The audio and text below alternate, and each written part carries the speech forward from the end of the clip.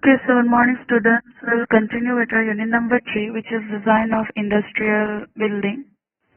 Last class we have already discussed a part of the thermal insulation. Now we'll study about fire protection in an industrial building.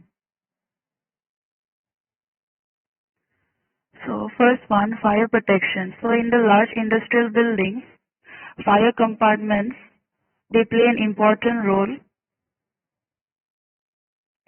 They play an important role in the design process because even if there is no internal office space, this fire compartment helps in providing protection against fire in industrial buildings. So in order to prevent the fire spread, the compartment size is limited to a certain value. Therefore, fire valves have to be provided for separation and should ensure at least 60 and often 90 minutes fire resistance.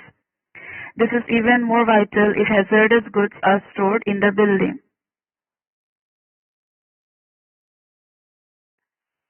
So, in order to stop or rather to prevent the spread of fire in a building, the compartment size of the certain room or certain building is limited to a certain value. So, fire valves are provided for separation purpose, and this fire valve should ensure at least 60 and often 90 minutes of fire resistance. So this is even more vital, that is more important if hazardous goods are stored in the building. Next one is because the office is designed for use by a large number of people, fire safety demands are stricter since offices are used by many people, so fire safety procedures should be more strict.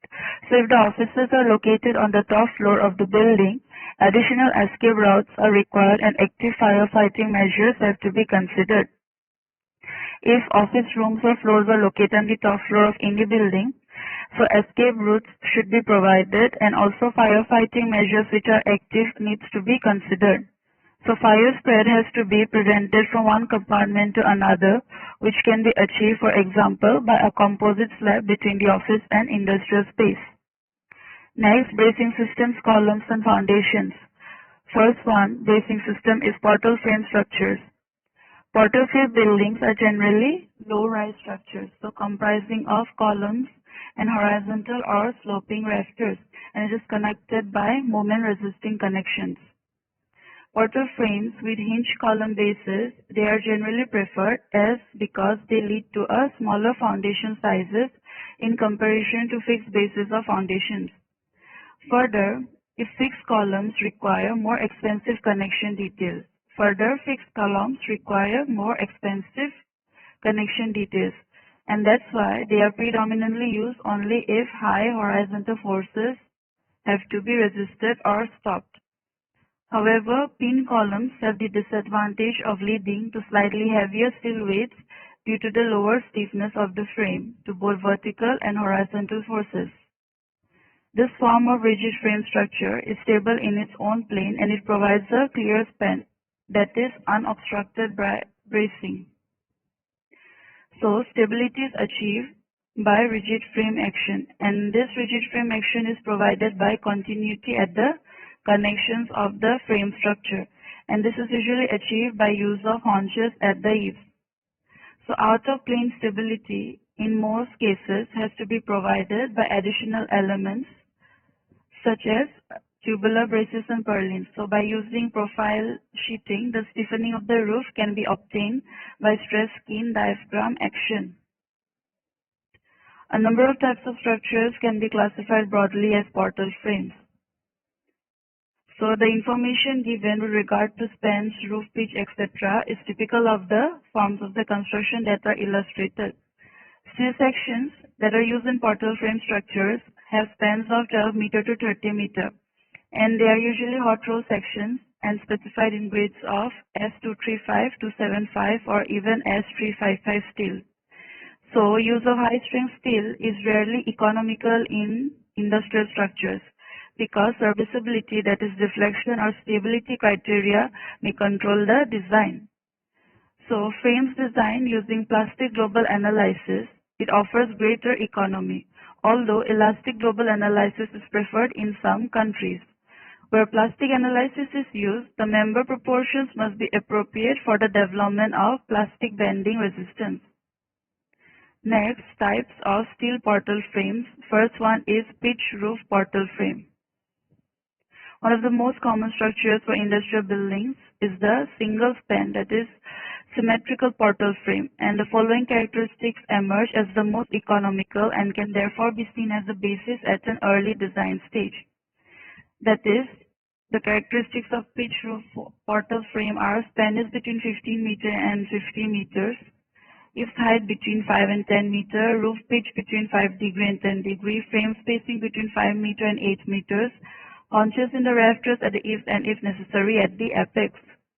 So table 3.1 can be used as an aid for pre-design of single span portal frames. The use of haunches at the eaves and apex both reduces the required depth of rafter and achieves an efficient moment connection at these points. Often the haunch is cut from the same size of section as the rafter. This is your table 3.1, which is your pre-designed table for portal frames showing load, span, height, roof pitch, spacing, and required cross section. The figure 18 is single span symmetrical portal frame, which we have already discussed. Pitch roof portal frame, which is pitch roof portal frame. It has an eaves haunch, roof pitch, apex haunch, rafter, and column. Next is portal frame with a mezzanine floor. Office accommodation is often provided within a portal frame structure, and this is done by using a mezzanine floor, which may be partial or full width. So it can be designed to stabilize the frame. Often the internal floor requires additional fire protection.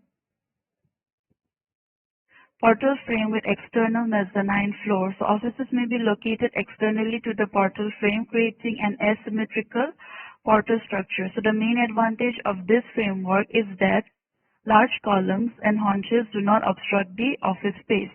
Generally, this additional structure depends on the portal frame for its stability. Next, crane portal frame with column brackets. Crane portal frame with column brackets. Cranes, if needed, have an important influence on the design and the dimensions of portal frame. They create additional vertical loads as well as considerable horizontal forces. This influences the size of the column section in particular. So where the crane is of relatively low capacity, that is up to 20 tons, brackets can be fixed to the columns to support the crane. Use of a tie member between haunches across the building or fixed column bases may be necessary to reduce the relative wave deflection. So the outward movement of the frame at crane rail level may be of critical importance to the functioning of the crane. For heavy cranes, in case of heavy cranes, it is appropriate to support the crane rails on additional columns which may be tied to the portal frame columns for bracing in order to provide stability. Next, prop portal frame. So here the span of a portal frame is greater than 30 meter and there is no need to provide any clear span. A prop portal frame, it reduces the rafter size and also the horizontal forces at the base of the column. It leads to the savings in both steel work and foundation costs. So this type of frame is sometimes referred to as a single span prop portal, but it acts as a two-span portal frame in terms of behavior of the beam. Next is tight portal frame. In a tight portal frame, the horizontal movements of the eaves and the moments and the columns, they are reduced. It is reduced at the cost of a reduction in the clear height. So for roof slopes of less than 15 degrees, large forces will develop in the rafters and the tie. So you can give attendance now in the chat box. I'll continue the same class. I'll give the link to Nano. Thank you.